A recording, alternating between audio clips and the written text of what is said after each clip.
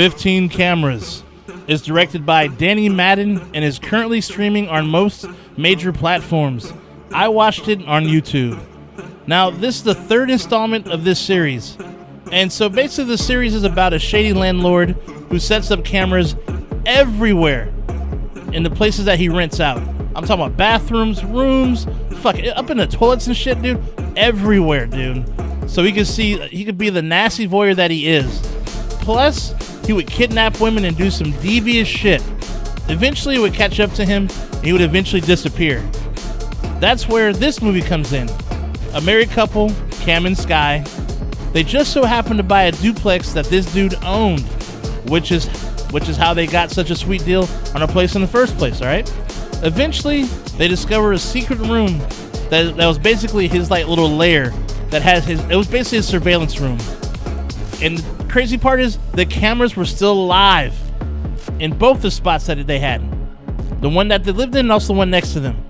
They eventually would rent the place next door and use the cameras to check on their newfound neighbors. But what they don't know is there's somebody else who's watching them. Could it be the creepy old landlord back to take what's his? First off, I gotta shout out Neville Archambault, who played as the creepy landlord in the first two films.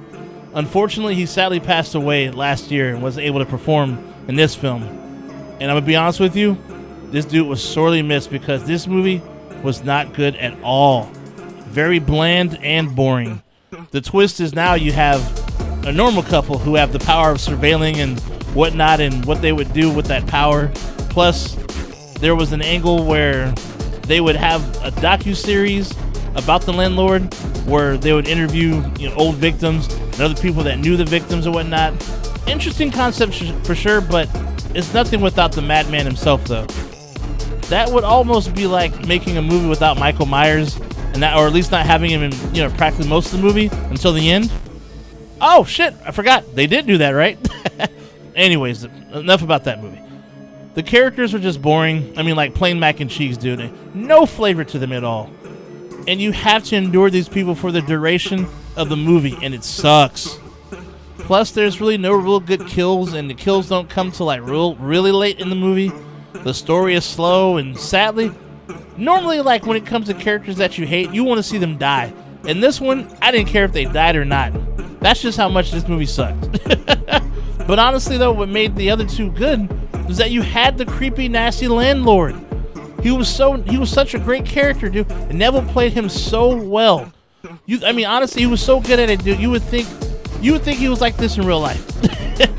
That's how well he performed the guy, all right? And unfortunately, they had to use somebody else to play the role, play his character in this one. And no offense to the guy who played him, hey, he did the best he could with what he had. So none against him, but honestly, there's only one creepy landlord, dude. Only one, and that's Neville. And I feel they could have left this one alone, honestly, though. Enough said, to be honest. I mean, as a matter of fact, I was actually excited to see this one before I knew Neville had passed away. I didn't know until after watching, kind of doing some studying about it. But anyhow, though, I'll say this. Enter at your own risk. Not too bloody. Non-interesting characters. And poor execution of the story. But I will say, check out the first two films for sure, man. 13 Cameras and 14 Cameras. Both available on YouTube. Those are really good.